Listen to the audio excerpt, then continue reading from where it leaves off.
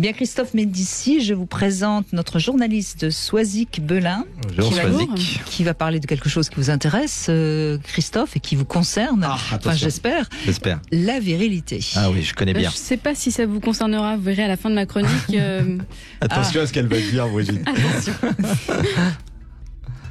95,2 milliards de dollars. Alors ce n'est pas la nouvelle cagnotte de l'euro-million, non, c'est le coût des comportements virils sur l'économie française sur une année écoulée. Ah oui, j'ai vu ça. Voilà. Alors première réaction de la part des rouleurs de mécanique, direction le garage. Et puis plus sérieusement, ces chiffres ne tombent pas du ciel. Ils proviennent d'une étude, celle d'une historienne, Lucille Pétavin. Son livre sort en librairie demain. Et ma petite mésaventure de ce week-end m'a amené à penser que ce propos, sa thèse, intéresserait grand nombre d'entre nous. Alors, pour vous la faire courte, une personne mal intentionnée a fracturé ma serrure ce week-end, et dès que j'ai commencé à en parler autour de moi, mes proches, ces Charles Combs du dimanche soir, se sont mis à me questionner, mais toujours au masculin par exemple. Comment a-t-il pu prendre la fuite sans avoir fini le travail? C'était certainement un amateur du genre. Bref, vous l'aurez compris, à aucun moment dans leur tête, ni dans la mienne d'ailleurs, l'idée que ce soit une femme n'a été envisagée. Mon anecdote donc pourrait venir illustrer le propos de Lucille, vous allez voir pourquoi, ses chiffres et ses analyses. Je vais donc essayer de vous résumer ce qui se cache derrière ce fameux coût de la virilité, j'adore ce titre. Mais avant cela, peut-être que nous pourrions nous demander qu'est-ce que la virilité ? Eh oui. Alors, si l'on en croit la définition du Larousse, toute simple, c'est l'ensemble des caractères physiques de l'homme adulte, ce qui constitue le sexe masculin. Les attributs de la virilité seraient la capacité d'engendrer, la vigueur sexuelle, c'est un mâle énergique et courageux. Mais quelles injonctions? Alors on parle des injonctions faites aux femmes, mais alors messieurs, vous en avez aussi une grosse part. Et comment ne pas réussir... Une grosse part Comment ne pas réussir à en faire débander plus d'un? Excusez mon expression un peu grasse, mais c'est vrai, la virilité serait un marqueur donc de masculin naturel. Moi, je me pose la question. Il suffit de refaire un peu l'historique pour comprendre que celle-ci n'est certainement pas innée, je parle toujours de la virilité, mais qu'elle est le résultat d'un acquis culturel et social. Malgré les écrits de philosophes, et je pense à Aristote, qui nous parlait du rôle actif de l'homme et passif de la femme dans la reproduction, mais je pense aussi à Rousseau qui prône une éducation des femmes au service des hommes, parce que la femme était considérée au XIXe siècle comme un être physiologiquement inférieur à l'homme. D'ailleurs, le neurologue Paul Broca, et même avant, on pensait qu'on n'avait pas d'âme. Oui, enfin, on n'a pas grand-chose effectivement en tant que femme, mais en 1861, Paul Broca pèse une vingtaine de cerveaux et relève une différence de 150 grammes de moins dans le cerveau des femmes. Pour lui, cette disproportion explique l'intelligence moindre des femmes face à celle des hommes. Alors pour info, le cerveau d'Albert Einstein, conservé dans du formol en 1955, est 10% inférieur à la moyenne. Bon, je dis ça, je dis rien. Et les penseurs de l'époque allaient même jusqu'à rechercher des preuves de cette supériorité masculine, enfin de cette virilité, en faisant intervenir ce qu'ils appellent l'état de nature, le mythe de la culture du temps des cavernes. Alors seulement, il faut savoir que jusqu'à la fin du Paléolithique, moins 45 000, les femmes participent à la chasse comme les hommes. Il n'y a pas de véritable scission entre les genres. C'est à la fin de cette période, à la fin du Paléolithique, que les rôles se définissent plus nettement jusqu'à la mise en place des caractéristiques viriles. On constate d'ailleurs un changement du squelette de la femme à ce moment-là, privation de nourriture, malformation, transformation de l'ossature, et c'est bien la culture donc qui va modifier l'état de la nature, la biologie. C'est la culture qui passe avant la biologie. Et puis quand on parle de virilité, il y a un autre coupable. La fameuse testostérone. Alors celle-ci, on nous la fourgue à toutes les sauces. Elle serait donc responsable du caractère plus violent, plus brutal, plus ingérable de l'homme. Cette hormone virile est produite par les testicules et les glandes surrénales, mais il faut savoir que la femme en possède également. Alors en moindre mesure, largement moindre, oui. Et puis effectivement, si elle est responsable de quelque chose, elle est responsable de certains critères physiques masculins, les poils, la musculature, la spermatogénèse. Mais le taux de cette hormone varie tout au cours de la vie d'un individu, à l'adolescence, à l'âge adulte, etc. Il faut savoir qu'il y a une étude qui a été faite à ce sujet pour connaître l'impact de la testostérone sur le comportement.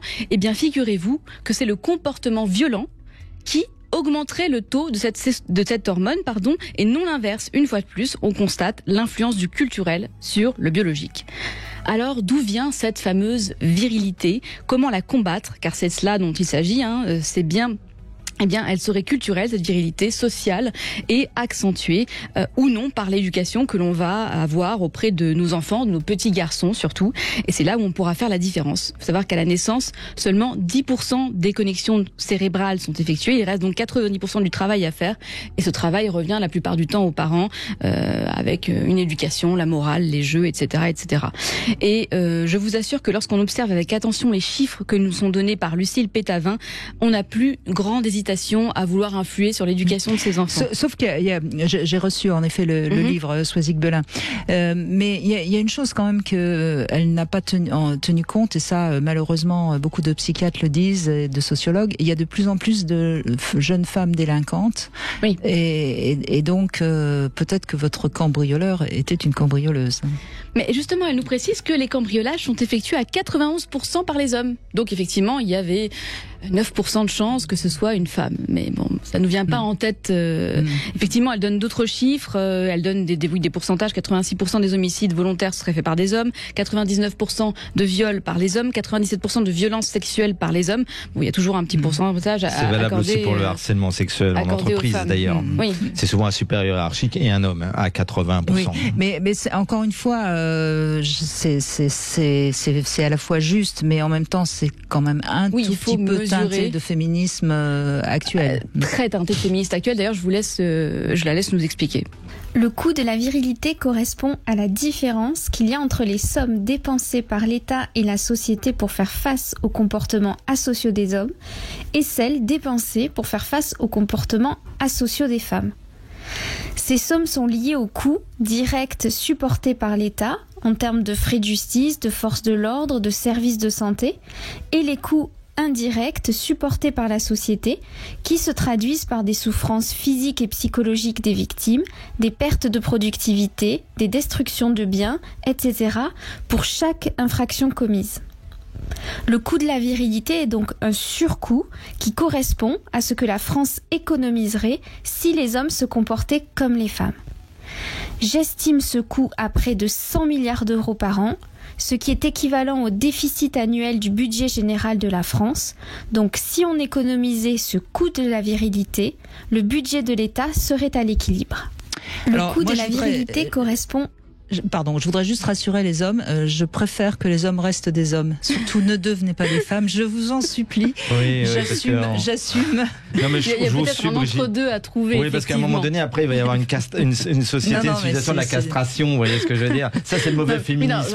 Sans aller jusque-là, effectivement, elle tire les ficelles et puis il y a des gros chiffres aussi pour traiter. Puis d'une certaine manière, presque. Excusez-moi, mais on oublie toutes ces mères abusives, toutes ces mères qui ne voient pas ce qu'elles devraient voir et qui laissent, par exemple, leurs enfants dormir dans le lit du beau-père, etc. Donc moi, j'entends et j'ai reçu le livre et je ne l'inviterai pas. Je rassure les auditeurs. Il y a quand même un petit passage où effectivement elle précise que elle n'écarte pas les femmes de toutes ces violences. Elle le précise, mais c'est un petit passage. Et quand on fait des analyses assez sérieuses, on voit que derrière tout homme violent, il y a souvent une mère qui n'était pas vraiment une mère. Alors, c'est exactement ce que Alice Miller, qui a fait les deux biographies des deux grands dictateurs du XXe siècle, je cite évidemment Hitler et Staline, ont eu des mères abominables.